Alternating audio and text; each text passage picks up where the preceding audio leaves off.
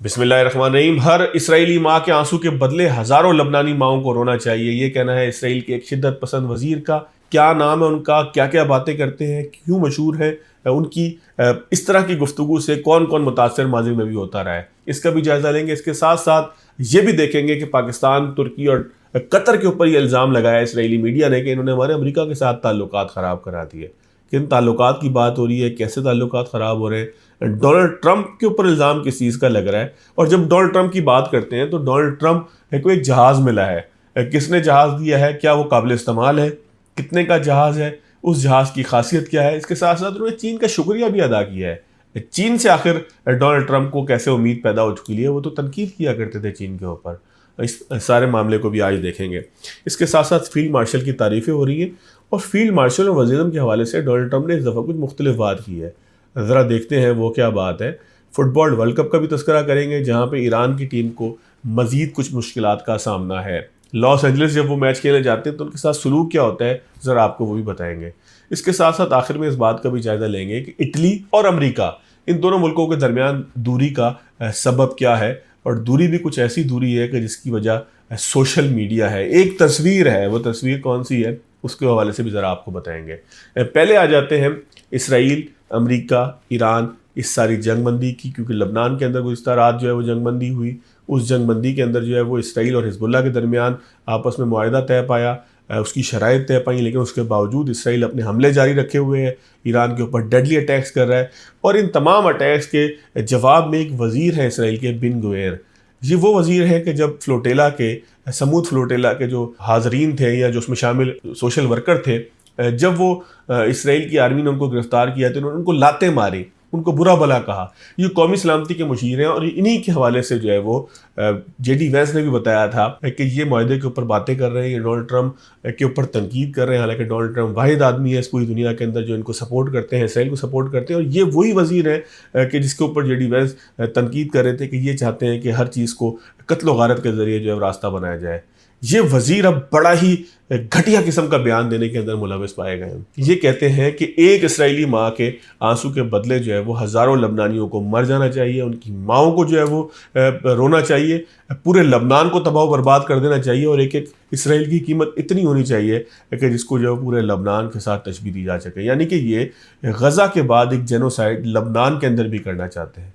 दुनिया ने, या मुअज़्ज़ज़ दुनिया ने, या हाज़िर दुनिया ने ऐसा शायद ही कोई बंदा देखा हो कि जो इंसानी खून को और इंसानी लाशों को इतना अर्जा समझता हो। ठीक है कि हम इस बात के ऊपर भी जो है वो हमें जायज़ा लेना चाहिए कि ये हमले क्यों हो रहे हैं, कैसे हो रहे हैं, लेकिन उसके जवाब में इस तरीके से इंसानों के कत्लेआम की बात की जाए, ये एक बार बहुत अफसोसनाक मामला है।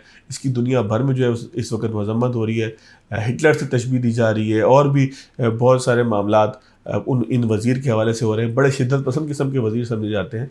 इसके साथ साथ हम देख रहे हैं कि गज़ा के ऊपर जब इसराइली मीडिया में बात होती है तो वहाँ के सहाफ़ी भी ठट्टे मारते हैं, हंस हंस के बताते हैं जैसे वहाँ पे कोई जेनोसाइड ना हुआ हो, वहाँ पर जो है वो कोई शादी ब्याह की या कोई जो तफरीही कोई मेला लगा दिया गया हो। बहरहाल ये एक माइंड सेट है और इस माइंड सेट के साथ अब हम ये देख रहे हैं कि अमेरिका और इसराइल के दरमियान भी दूरियां पैदा हो रही हैं, क्योंकि अमेरिका को भी नज़र आ रहा है, अमेरिका को भी समझ में आ रहा है कि किस तरीके से इसराइली उनको यूज़ करते हैं, शिद्दत पसंदी उनके साथ करते हैं, उनको जो है वो तनकीद का निशाना भी बड़ी आसानी के साथ बना देते हैं। तो बहरहाल ये जो बयान है इसको दुनिया के अंदर कोई अच्छी नज़र से नहीं देखा जा रहा और हमें इस बात की खुशी है कि दुनिया में कम से कम एक तबका ऐसा मौजूद है कि जो इसराइल की इन सारी दहशतगर्दाना कार्रवाइयों को भी बड़े करीब से देख रहा है। इसके साथ साथ इसराइल का मीडिया ये कहता है कि पाकिस्तान, तुर्की और कतर, ये तीन वो मुल्क हैं कि जिनके हवाले से डोनाल्ड ट्रंप बात नहीं सुनना चाहते।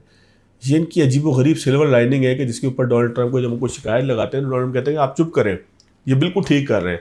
और डोनाल्ड ट्रंप की खास बात यह है कि वो जिस हवाले से राय बना लें फिर उसको बिल्कुल ठीक समझते हैं। तो उनका कहना यह है कि तुर्की हो गया, पाकिस्तान हो गया और कतर हो गया। ज़ाहिर है कि उन्होंने जंगबंदी भी करवाई है, इसलिए जंगबंदी का इल्ज़ाम भी इनके ऊपर लगा रहे हैं। और साथ साथ वो ये भी कह रहे हैं कि ये बात ही कोई डोनाल्ड ट्रंप नहीं सुनते, जब हम शिकायत लेके जाते हैं तो वो हमें चुप करवा देते हैं।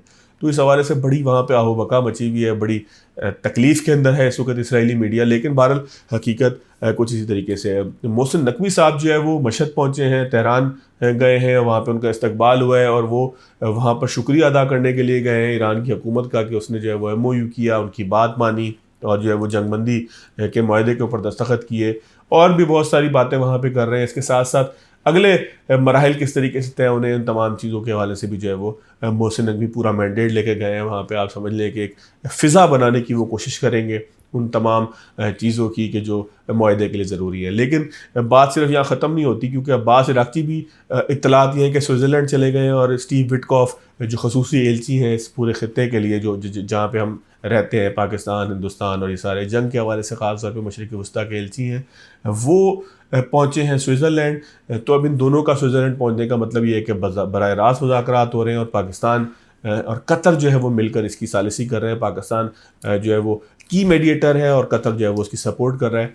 तो जो मुज़ाकरात हम समझ रहे थे कि मुअत्तल हो गए हैं, वो कहीं ना कहीं अब दोबारा उसके ऊपर बातचीत शुरू हुई है, क्योंकि गुज़िश्ता रात अचानक जो है वो गैर यकीनी के साए मंडलाना शुरू हो गए थे कि जब आपने हुर्मुज़ की बंदिश की खबरें आना शुरू हो गई, जब अचानक ये खबरें आना शुरू हो गई कि मुआहदे को मुअत्तल किया जा रहा है, जब डोनाल्ड ट्रंप के बयानात को जो है जवाज़ बनाकर बहुत सारे लोगों ने बात की, जब स्विट्ज़रलैंड में मुआहदा ना होने को जवाज़ बनाकर बहुत सारे लोगों ने कुछ मखसूस चीज़ें की, और फिर इसराइल तो स्पॉइलर की हैसियत से जो है वो नज़र आ ही रहा है, और इसराइल जो है वो उस दर्जे पे पहुंच चुका है कि जहां पर वो इस मुआहदे को ख़त्म करवाने के लिए किसी भी इंतहाई कदम की तरफ जा सकता है। तो बहरहाल ये है कि अच्छी बात है, जंगबंदी भी लबनान के अंदर हो चुकी है, मुआहदा भी अब हो चुका है, मुआहदे पे अगला जो मरहला है वो भी हो चुका है, तेल की कीमतें भी रिस्पॉन्ड कर रही हैं, मशरिक़ वस्ता के अंदर परवाज़ें भी बहाल हो चुकी हैं। तो अब आप ये कह लीजिए कि एक एक करके जो है वो तमाम जो अलामात थी बीमारी की वो ख़त्म होना शुरू हो गई हैं और मरीज़ चंगा भला हो गया। और जो मरीज़ है वो इस वक्त पूरा हमारा ख़ित्ता है, जिसमें बर सगीर पाक व हिंद भी है और जो है वो मशरिक़ वस्ता भी है। जब हम हिंद का तस्करा करते हैं तो बहुत सी खबरें आती हैं। फाइनेंशियल टाइम्स की एक रिपोर्ट है, मैं इब्तिदा में तस्करा करना भूल गया, जिसके अंदर वो ये बताते हैं कि भारत के एक बड़े बिजनेस टाइकॉन इसराइल के साथ मिलकर ड्रोन्स बना रहे हैं, और ये ड्रोन्स वो हैं कि जो पाकिस्तान पे हमले के लिए बनाए जा रहे हैं। सर्विलेंस ड्रोन है बुनियादी तौर पर, और इसके लिए बड़ी इन्वेस्टमेंट हो रही है। दोनों ममालिक आपस में जेलन हो रहे हैं, दोनों ममालिक आपस में दोस्त बन रहे हैं, यानी कि जहाँ पर इसराइल को सब छोड़ते जा रहे हैं वहाँ पर इसराइल के साथ जो है वो भारत खड़ा हो गया है, और भारत इसराइल के साथ मिलकर जो है वो दिफाई मुआहदे भी कर रहा है। वहाँ पर जो है वो दिफाई हथियारों के लिए इन्वेस्टमेंट भी जो है वो ज़ाहिर है कि इसराइल के पास इतने पैसे नहीं हैं, भारत के पास ज़्यादा पैसे हैं, भारत के पास निजी सेक्टर मजबूत है, तो ये इसराइल के अंदर इन्वेस्टमेंट कर रहे हैं। और फाइनेंशियल टाइम रिपोर्ट कर रहा है, ये मैं अपनी तरफ से नहीं कह रहा, कि वहाँ पर जो है वो मुख्तलिफ ऐसे मुआहदे किए जा रहे हैं, बल्कि कुछ चीज़ों की मैन्युफैक्चरिंग शुरू हो गई है कि जो ड्रोन्स हैं, छोटे हथियार हैं, जो दिफा के लिए भारत के ज़रूरी थे, क्योंकि भारत के पास टेक्नोलॉजी नहीं है, भारत के पास जो है वो ऐसे बिजनेसमैन हैं जो इन्वेस्ट कर सकते हैं, भारत के पास जो है वो इतनी अच्छी ह्यूमन रिसोर्स नहीं है, वो सारी वो इसराइल से ले रहे हैं, दिमाग इसराइल का होगा, वर्कर भारत का होगा, और इस तरीके से एक चीज़ निकल कर आएगी जो दुनिया के लिए जो है वो मोहल्ले करार पाएगी। क्योंकि ज़ाहिर है वो सिर्फ पाकिस्तान और हिंदुस्तान तक का मसला नहीं होगा, वो आगे जाकर दुनिया के लिए भी ख़तरनाक होगी, क्योंकि इसराइल जो भी चीज़ यूज़ करेगा, अभी तो वो अमेरिका के साथ मिलकर कहीं ना कहीं जो है वो रुकना उसको पड़ जाता है, लेकिन भारत ज़ाहिर है कि इसराइल को रोकने की पोजीशन में तो कभी भी शायद ना आएगा। तो भारत के साथ तो सबसे बड़ा फ़ायदा ही इसराइल को डील्स का ये है कि भारत कभी ये नहीं कह पाएगा कि ये जहाज़ आप जो है वो मजलूमों के ऊपर बमबारी के लिए यूज़ ना करें, लेकिन इस पूरे कत्ल गारत के अंदर भारत जो है वो शामिल हो रहा है। डोनाल्ड ट्रंप की थोड़ी सी बात कर लेते हैं। बड़े अच्छे आदमी हैं, अमेरिका के सदर हैं डोनाल्ड ट्रंप, जो है उनकी गुफ्तगू बड़ी मज़ेदार होती है। इटली के साथ उनके एक बयान की वजह से ताल्लुकात जो है वो ख़राब हो रहे हैं, और वो ताल्लुकात ख़राब ऐसे हो रहे हैं कि जॉर्जिया मेलोनी जो इटली की जो सरबराह हैं, उनको डोनाल्ड ट्रंप ने एक इंटरव्यू के अंदर उनके हवाले से कह दिया कि वो एक तस्वीर के लिए जो मेरे पीछे पीछे भागे फिर थी, और इसको अगर हम आम अल्फाज में समझने की कोशिश करें तो मिन्नतें करी थी एक तस्वीर के लिए, और फिर मैंने तस्वीर उनके साथ खिंचवा ली। उस पर जो है वो इटली ने बड़ा सख्त रद्द-ए-अमल दिया है, उन्होंने वीडियो भी बनाई है जॉर्जिया मेलोनी ने, और वीडियो के अंदर उन्होंने कहा है कि ऐसी कोई बात नहीं थी वो इटालियन ज़बान के अंदर वीडियो, लेकिन उसका तर्जुमा साथ जो मुझे समझ में आया वो यही है कि उन्होंने कहा ऐसी कोई बात नहीं है, ये ऐसे वैसे डोनाल्ड ट्रंप जो मर्जी आता है कहते हैं। और सिर्फ यही नहीं है, बल्कि इटालियन नायब सदर जो है वो अमेरिका के दौरे पर जा रहे थे 22-23 जून को, वो दौरा उन्होंने कैंसिल कर दिया है। तो बाज़ाब्ता तौर पर अब यूरोप से एक एहतजाज रिकॉर्ड करवाया जा रहा है, जो हम देख रहे हैं कि इटली की तरफ से। इटली बहुत बड़ा मुल्क है, तारीखी मुल्क है, एक पूरी इटली की तारीख है, तो वो इटली जो है वो ऑफिशियली डोनाल्ड ट्रंप से जो नाराज़ होकर दिखा रहा है। तो डोनाल्ड ट्रंप के बयान ज़ाहिर है कि इसी तरीके से होते हैं, वो किसी को भी नाराज़ कर देते हैं, खुश कर देते हैं। पाकिस्तान के हवाले से उन्होंने एक इंटरव्यू के अंदर बयान दिया, उन्होंने कहा फील्ड मार्शल बड़े अच्छे आदमी हैं, और सबसे अच्छी खास बात यह है कि पाकिस्तान के फील्ड मार्शल और पाकिस्तान के वज़ीर-ए-आज़म दोनों जो है वो एक दूसरे का ख्याल करते हैं, और फील्ड मार्शल जो अपने वज़ीर-ए-आज़म का बड़ा जो है वो तारीफ़ भी करते हैं, ख्याल भी करते हैं, और उनको बहुत अच्छा भी समझते हैं। तो डोनाल्ड ट्रंप ने पाकिस्तान की भी तारीफ़ की, पाकिस्तान की इस वक्त जो सेटअप है उसकी भी तारीफ करते हुए वो आगे की तरफ गए। उन्होंने कहा वो ईरानियंस को जानते थे, उन्होंने हमें पहले ही बताया था कि इस तरीके से डील होगी और जो वो कह रहे थे वो उसी तरीके से हो रहा था। फिर चीनी सदर का भी डोनाल्ड ट्रंप ने शुक्रिया अदा किया। उन्होंने कहा कि जी मैं गया था तो मैंने सदर शी से कहा था कि मेहरबानी कीजिएगा आप जंग का पार्ट ना बनिएगा, क्योंकि चीन जो है वो आपना हुरमस की बंदिश की वजह से तकरीबन वहाँ से उनका 50% तक ऑयल जाता है, तो वो बहुत ज़्यादा मुतासिर हो रहा था। तो मैंने शी से रिक्वेस्ट की कि आप जितने मर्जी मुतासिर हो आप प्लीज़ इस मामले में मत कूदिएगा, और चीन का उन्होंने शुक्रिया अदा किया कि वो इस मामले में नहीं कूदा। फिर डोनाल्ड ट्रंप जो है कल हाथ हिलाते हुए निकले तैयारे से बाहर, तो वो तैयारा वो था कि जो उनको कतर ने गिफ्ट किया था, और उसको जो है वो एयरफोर्स 1 का दर्जा दे दिया गया है।